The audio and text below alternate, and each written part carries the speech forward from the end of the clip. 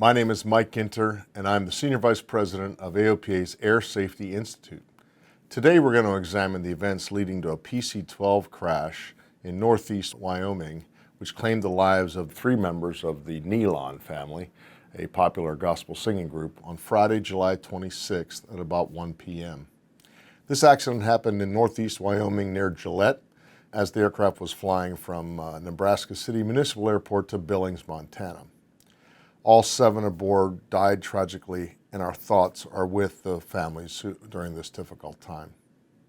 This PC-12 was built in 2010 and was owned and flown by Larry Haney, a private pilot with an instrument rating, and the aircraft was operated under Part 91 on an instrument flight plan. The flight climbed to 24,000 feet for about an hour and then climbed to 26,000 feet for about 30 minutes before the accident happened. What we know about this are the following facts. The pilot reported to ATC he was having autopilot troubles. He also reported he was trying to regain control of the flight of the aircraft, and he declared an emergency.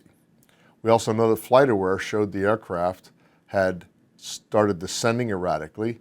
It started a right 360 turn, started turning to the left, and then began a descending steep spiral. We also know that there was an air met for high altitude turbulence in the area reported at flight level 280 to flight level 420, and a PIREP had been issued for mountain wave by an aircraft at flight level 370 in the vicinity. Satellite photos show high cirrus clouds and cumulus clouds, and the prog chart showed a cold front perpendicular to the route of flight in northeastern Wyoming. Cold fronts are known to move quickly and during the summer months can produce convective activity, turbulence, and wind shear, which may have played a role in this accident. First responders also reported that there was rain in the vicinity of the crash, and they also reported seeing what they believed was a piece of the accident aircraft as they approached the main crash site. We do not know how far this piece of the aircraft was, nor do we know if it was conclusively proven to be a part of that aircraft. Pilatus pilots say that the aircraft is very stable to fly, but something caused an upset event leading to a loss of control and possibly an in-flight breakup of this aircraft. In-flight breakups are mostly caused due to turbulence or convective activity, or are pilot-induced by pulling back on the controls and exceeding the structural limits of the aircraft.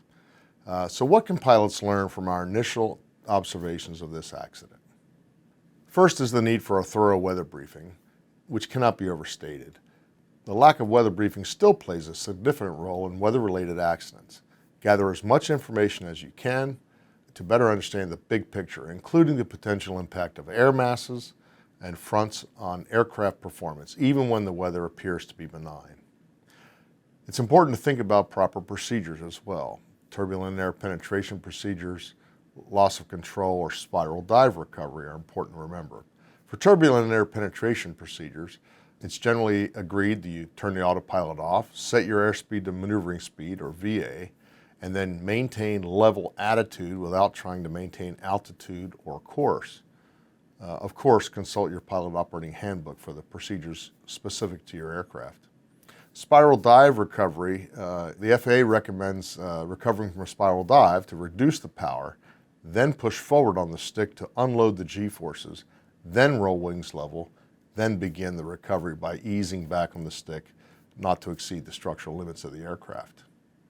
The NTSB will continue to investigate this accident and will ultimately publish its determination on the probable cause. Thank you very much.